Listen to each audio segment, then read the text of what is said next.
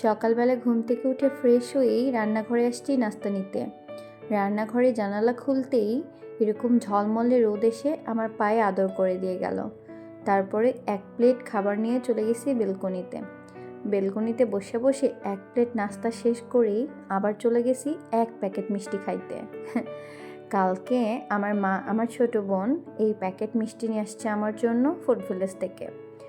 আমি ছোট থেকেই ঢাকা যাওয়ার পথে বা আসার পথে এই ফুড ভিলেজের মিষ্টি খেতে খুব পছন্দ করি।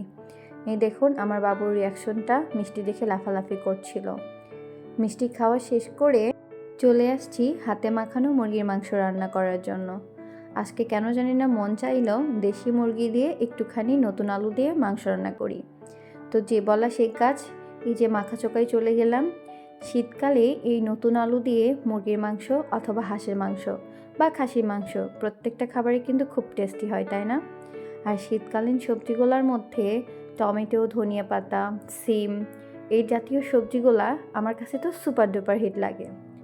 শীতকাল মানেই খাওয়া আর খাওয়া। যাই হোক, এখন এই হাতে মাখানো মুরগির মাংসটা আমি রান্না করে ফেলবো। আর বাদবাকি দুপুরে রান্নাগুলো যেগুলো থাকবে ওগুলো আমার মা করবে, কারণ আজকে আমার ইভিনিং ডিউটি আছে। আমার রান্না করে খাওয়া দাওয়া করে স্নান করে আমার অফিস চলে যেতে হবে। তো এই তো আমি এভাবেই হাতে মাখানো মুরগির মাংসটা রান্না করে থাকি। আপনারা কে কীভাবে রান্না করেন আমাকে কমেন্টে জানাবেন, আমি ট্রাই করব পরবর্তী ভিডিওতে। তো আজকের ভিডিওটা এই পর্যন্তই থাকবে, দেখা হবে আবার নতুন কোনো ভিডিওতে। আর আমার ভিডিও যদি আপনাদের কাছে ভালো লেগে থাকে তাহলে একটা লাইক কমেন্ট করবেন, আর যদি খুব বেশি ভালো লেগে থাকে তাহলে একটা শেয়ার করে দেবেন। আবার দেখা হবে নতুন কোনো ভিডিওতে, ততক্ষণের জন্য সবাই অনেক অনেক ভালো থাকবেন। Tata everyone, bye bye.